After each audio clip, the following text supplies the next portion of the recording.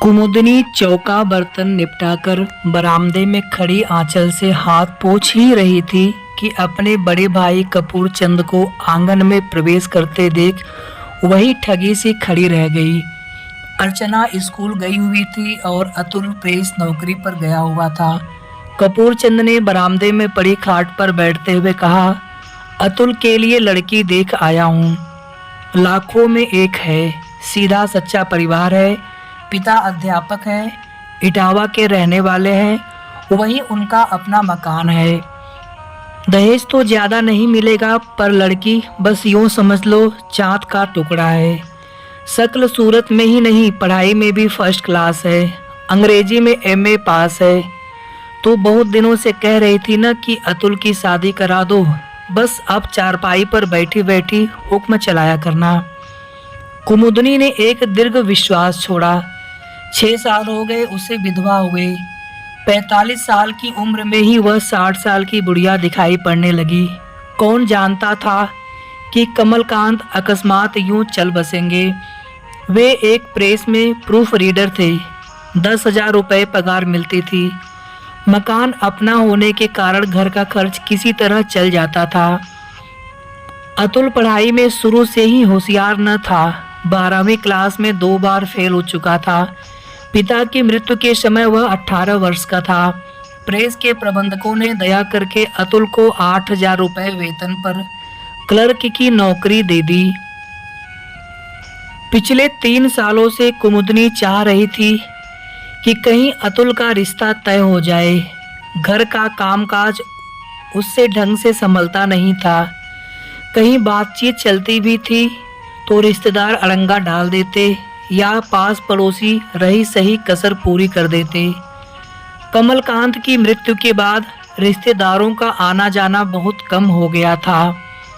कुमुदनी के बड़े भाई कपूर चंद साल में एक आध बार आकर उसका कुशल क्षेम पूछ जाते। पिछली बार जब वे आए तो कुमुदनी ने रुआंसे गले से कहा था, अतुल की शादी में इतनी देरी हो रही है तो अर्चना को तो शायद कुंवारी ही बिठाए रखना पड़ेगा। कपूर चंद ने तभी से गांठ बांध ली थी। जहां भी जाते ध्यान रखते। इटावा में मास्टर राम प्रकाश ने जब दहेज के अभाव में अपनी कन्या के लिए वर न मिल पाने की बात कही तो कपूर चंद ने अतुल की बात छेड़ दी। छेड़ क्या दी, अपनी ओर से लगभग वे तय ही कर आए थे। कुमुदनी बोली, भाई दहेज की तो कोई बात नहीं। अतुल के पिता तो दहेज के सदा खिलाफ थे, पर अपना अतुल तो कुल मैट्रिक पास है। कपूर चंद ने इस तरफ ध्यान ही नहीं दिया था, पर अब अपनी बात रखते हुए बोले, पढ़ाई का क्या है, नौकरी आजकल किसे मिलती है। अच्छे अच्छे डबल एमए जूते चटकाते फिरते हैं। फिर शक्ल सूरत में हमारा अतुल कौन सा बेपढ़ा लगता है। रविवार को कुमुदनी कपूर चंद के साथ अतुल और अर्चना को लेकर लड़की देखने इटावा पहुंची।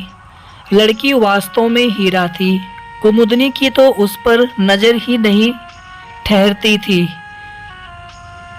बड़ी बड़ी आंखें, लंबे बाल, गोरा रंग, छरहरा शरीर, सरल स्वभाव और मृदुभाषी।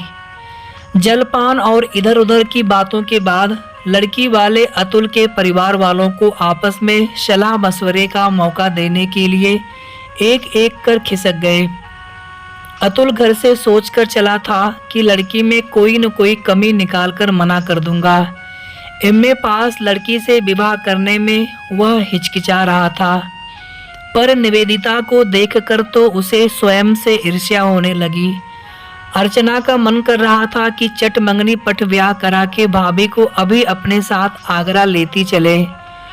कुमुदनी को भी कहीं कोई कसर दिखाई नहीं दी, पर वह सोच रही थी कि यह लड़की घर के काम काज में उसका हाथ क्या बटा पाएगी। कपूर चंद ने जब प्रश्नवाचक दृष्टि से कुमुदनी की ओर देखा तो वह सहज होती हुई बोली, भाई इन लोगों से भी तो पूछ लो कि उन्हें लड़का भी पसंद है या नहीं। अतुल की पढ़ाई के बारे में भी बता दो, बाद में कोई यह न कहे कि हमें धोखे में रखा। कपूर चंद उठकर भीतर गए। वहां लड़के के संबंध में ही बात हो रही थी। लड़का सबको पसंद था। निवेदिता की भी मौन स्वीकृति थी। कपूर चंद ने जब अतुल की पढ़ाई का उल्लेख किया तो राम प्रकाश के मुख से एकदम निकला, ऐसा लगता तो नहीं है। फिर अपना निर्णय देते हुए बोले, मेरे कितने ही एमए पास विद्यार्थी कई कई साल से बेकार हैं, चपरासी तक की नौकरी के लिए अप्लाई कर चुके हैं, पर अधिक पढ़े लिखे होने के कारण वहां से भी कोई इंटरव्यू के लिए नहीं बुलाता। निवेदिता की मां को भी कोई आपत्ति नहीं थी। हाँ, निवेदिता के मुख पर पल भर को सिकन अवश्य आई, पर फिर तत्काल ही वह बोल उठी, जैसा तुम ठीक समझो माँ। शायद उसे अपनी परिवार की सीमाएं ज्ञात थीं और वह हल होती हुई समस्या को फिर से मुश्किल पहेली नहीं बनाना चाहती थी। कपूर चंद के साथ राम प्रकाश भी बाहर आ गए। समधिन से बोले, आपने क्या फैसला किया? कुमुदनी बोली, लड़की तो आपकी हीरा है, पर उसके योग्य राजमुकुट तो हमारे पास है नहीं। राम प्रकाश गदगद होते हुए बोले, गुदड़ी में ही लाल सुरक्षित रहता है। कुमुदनी ने बाजार से मिठाई और नारियल मंगाकर निवेदिता की गोद भर दी। अपनी उंगली में से एक नई अंगूठी निकालकर निवेदिता की उंगली में पहना दी। रिश्ता पक्का हो गया। 3 महीने के बाद उनका विवाह हो गया। मास्टर जी ने बारातियों की खातिरदारी बहुत अच्छी की थी। निवेदिता को भी उन्होंने गृहस्थी की सभी आवश्यक वस्तुएं दी थी। शादी के बाद निवेदिता 1 सप्ताह ससुराल में रही। बड़े आनंद में समय बीता। सबने उसे हाथों हाथ लिया। जो देखता प्रभावित हो जाता। अपनी इतनी प्रशंसा निवेदिता ने पूरे जीवन में नहीं सुनी थी, पर एक ही बात उसे अखरी थी, अतुल का उसके सम्मुख निरीह बने रहना, हर बात में संकोच करना और सकुचाना। अधिकार पूर्वक वह कुछ कहता ही नहीं था। समर्पण की बेला में उसने ही जैसे स्वयं को लुटा दिया था। अतुल तो हर बात में आज्ञा की प्रतीक्षा करता रहता था। पत्नी से कम पढ़ा होने से अतुल में इन दिनों एक हीन भावना घर कर गई थी। हर बात में उसे लगता था कहीं यह उसका गंवारपन न समझा जाए। वह बहुत कम बोलता और खोया खोया रहता। 1 महीने बाद जब निवेदिता दोबारा ससुराल आई तो विवाह की धूमधाम समाप्त हो चुकी थी। इस बीच तमाशा देखने के शौकीन कुमुदनी और अतुल के कानों में सैकड़ों तरह की बातें फूंक चुके थे। कुमुदनी से किसी ने कहा, बहू की सुंदरता को चाटोगी क्या? पढ़ी लिखी तो है पर फली भी नहीं फोड़ने की। कोई बोला, कल ही पति को लेकर अलग हो जाएगी। वह क्या तेरी चाकरी करेगी?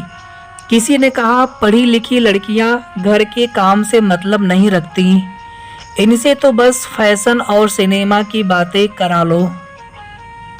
तुम माँ बेटी खटा करना। किसी ने टिप्पणी की, तुम तो बस रूप पर रीझ गई, नकदी के नाम पर क्या मिला ठेंगा। कल को तुम्हें भी तो अर्चना के हाथ पीले करने हैं। किसी ने कहा, अतुल को समझा देना, तनख्वाह तुम्हारे ही हाथ पर लाकर रखे। किसी ने सलाह दी, बहू को शुरू से ही रोब में रखना, हमारी तुम्हारी जैसी बहुएं अब नहीं आती हैं, खेली खाई होती है। गरज यह कि जितने मुंह उतनी ही बातें। पड़ोसिनों और सहेलियों ने न जाने कहां कहां के झूठे सच्चे किस्से सुनाकर कुमुदनी को जैसे महाभारत के लिए तैयार कर दिया। वह भी सोचने लगी, इतनी पढ़ी लिखी लड़की नहीं लेनी चाहिए थी। उधर अतुल कुछ तो स्वयं हीन भावना से ग्रस्त था, कुछ साथियों ने फिक्रे कस कस कर परेशान कर दिया। कोई कहता, मियाँ तुम्हें तो हिज्जे कर कर के बोलना पड़ता होगा। कोई कहता, भाई सूरत ही सूरत है या सीरत भी है। कोई कहता, अजी शर्म हया तो सब कॉलेज की पढ़ाई में विदा हो जाती है, वह तो अतुल को भी चौराहे पर बेच आएगी। दूसरा दूसरा कंधे पर हाथ रखकर धीरे से कान में फुसफुसाया, यार हाथ भी रखने देती है कि नहीं। निवेदिता जब दोबारा ससुराल आई तो माँ बेटे किसी अप्रत्याशित घटना की कल्पना कर रहे थे। रह रहकर दोनों का कलेजा धड़क जाता था और वे अपने निर्णय पर सकपका जाते थे। वास्तव में हुआ भी अप्रत्याशित ही। हाथों की मेहंदी छूटी नहीं थी कि निवेदिता कमर कसकर घर के कामों में जुट गई।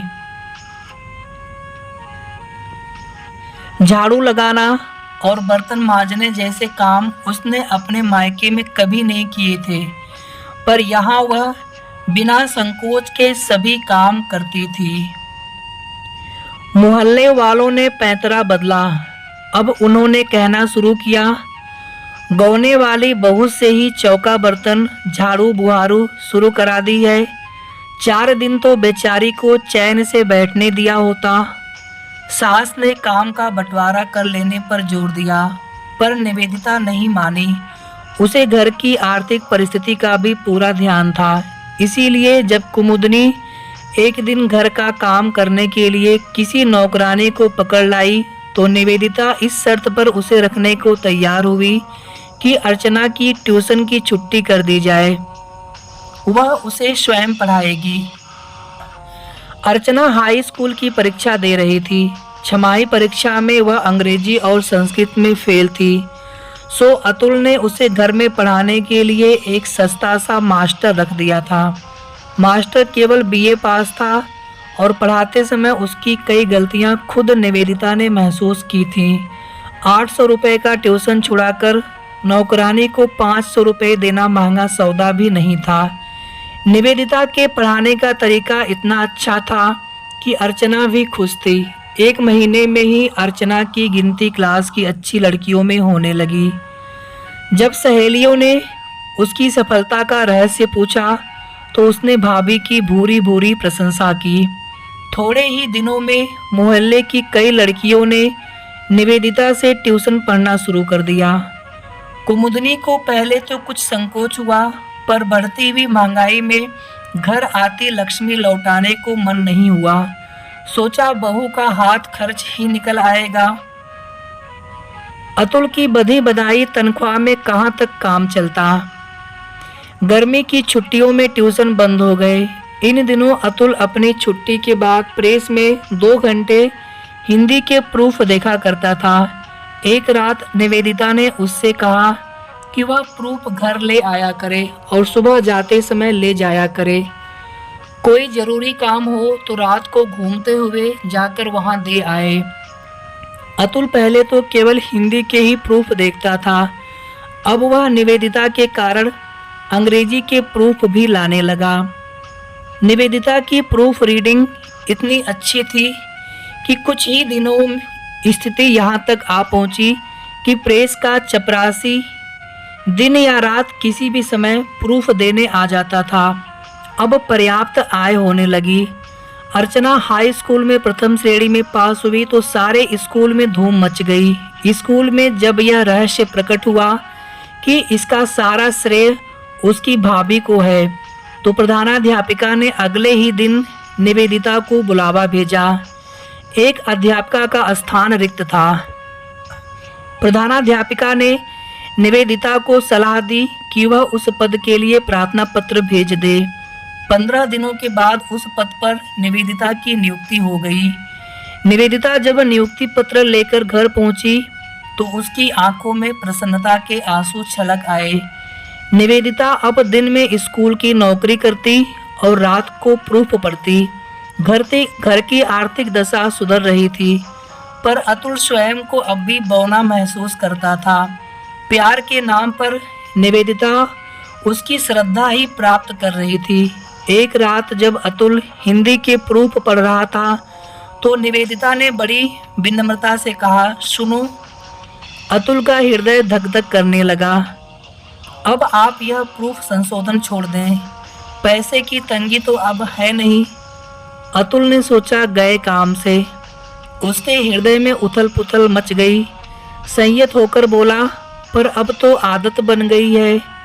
बिना पढ़े रात को नींद नहीं आती। निवेदिता ने मुस्कुराते हुए कहा, वही तो कह रही हूँ। अर्चना की इंटर की पढ़ाई के लिए सारी किताबें खरीदी जा चुकी हैं। आप प्राइवेट परीक्षार्थी के रूप में इंटर का फॉर्म भर दें। अतुल का चेहरा अनायास लाल हो गया। उसने असमर्थता जताते हुए कहा, इतने साल पढ़ाई छोड़े हो गए हैं, अब पढ़ने में कहाँ मन लगेगा। निवेदिता ने उसके निकट खिसक कर कहा, पढ़ते तो आप अब भी हैं। 2 घंटे प्रूफ की जगह पाठ्यक्रम की पुस्तकें पढ़ लेने से बेड़ा पार हो जाएगा। कठिन कुछ नहीं है। अतुल 3 से 4 दिनों तक परेशान रहा, फिर उसने फॉर्म भर ही दिया। पहले तो पढ़ने में मन नहीं लगा, पर निवेदिता प्रत्येक विषय को इतना सरल बना देती कि अतुल का खोया आत्मविश्वास लौटने लगा था। साथ ही ताना देते कोई कोई उससे कहता कि वह तो पूरी तरह जोरू का गुलाम हो गया है। यही दिन तो मौज मस्ती के हैं, पर अतुल सुनी अनसुनी कर देता। इंटर द्वितीय श्रेणी में पास कर लेने के बाद तो उसने स्वयं ही कॉलेज की संध्या कक्षाओं में बीए में प्रवेश ले लिया। बीए में उसकी प्रथम श्रेणी केवल 5 नंबरों से रह गई। कुमुदनी के समझ में नहीं आता था कि बहू ने सारे घर पर जाने क्या जादू कर दिया है। अतुल के पिता हार गए, पर यह पढ़ने में सदा फिसड्डी रहा। अब इसकी अक्ल वाली दाढ़ निकली है। बीए के बाद अतुल ने एमए हिंदी में प्रवेश लिया। इस प्रकार अब तक पढ़ाई में निवेदिता से जो सहायता मिल जाती थी, उससे वह वंचित हो गया। पर अब तक उसमें पर्याप्त आत्मविश्वास जाग चुका था। वह पढ़ने की तकनीक जान गया था। निवेदिता भी यही चाहती थी कि वह हिंदी में एमए करे, अन्यथा उसकी हीनता की भावना दूर नहीं होगी। अपने बूते पर एमए करने पर उसका स्वयं में विश्वास बढ़ेगा। वह स्वयं को कम महसूस नहीं करेगा। वही हुआ। समाचार पत्र में अपना एमए का परिणाम देखकर अतुल भागा भागा घर आया तो माँ आराम कर रही थी। अर्चना किसी सहेली के घर गई हुई थी। छुट्टी का दिन था। निवेदिता घर की सफाई कर रही थी। अतुल ने समाचार पत्र उसकी ओर फेंकते हुए कहा, प्रथम श्रेणी, द्वितीय स्थान। और इससे पहले कि निवेदिता समाचार पत्र उठाकर परीक्षा फल देखती, अतुल ने आगे बढ़कर उसे दोनों हाथों में उठा लिया और खुशी से कमरे में नाचने लगा। उसकी हीनता की ग्रंथि चरमरा कर टूट चुकी थी। आज वह स्वयं को किसी से कम महसूस नहीं कर रहा था। विश्वविद्यालय में उसने दूसरा स्थान प्राप्त किया है। यह गर्व उसके चेहरे पर स्पष्ट झलक रहा था। निवेदिता का चेहरा पहले प्रसन्नता से खिला, फिर लज्जा से लाल हो गया। आज पहली बार बिना मांगे उस पति का संपूर्ण प्यार प्राप्त हुआ था। इस अधिकार की वह कितने दिनों से कामना कर रही थी। विवाह के दिन से ही अपनी इस उपलब्धि पर उसकी आंखों में खुशी का सागर उमड़ पड़ा। दोस्तों, कहानी कैसी लगी कमेंट करके आप सभी जरूर बताएं। और हमें आशा है, पूरी उम्मीद है कि कहानी आप सभी को बहुत अच्छी लगी होगी। इसी तरह की अच्छी कहानी आप सभी को हमारे चैनल पर आगे भी मिलती रहेंगी। कहानी अगर आप सभी को पसंद आई हो तो वीडियो को आप लोग प्लीज़ लाइक और शेयर कर दीजिएगा। और अगर आपने अभी तक चैनल को सब्सक्राइब न किया हो, या फिर अगर आपने हमें फेसबुक पर फॉलो न किया हो, तो हमारे फेसबुक पेज को फॉलो ज़रूर कर लें।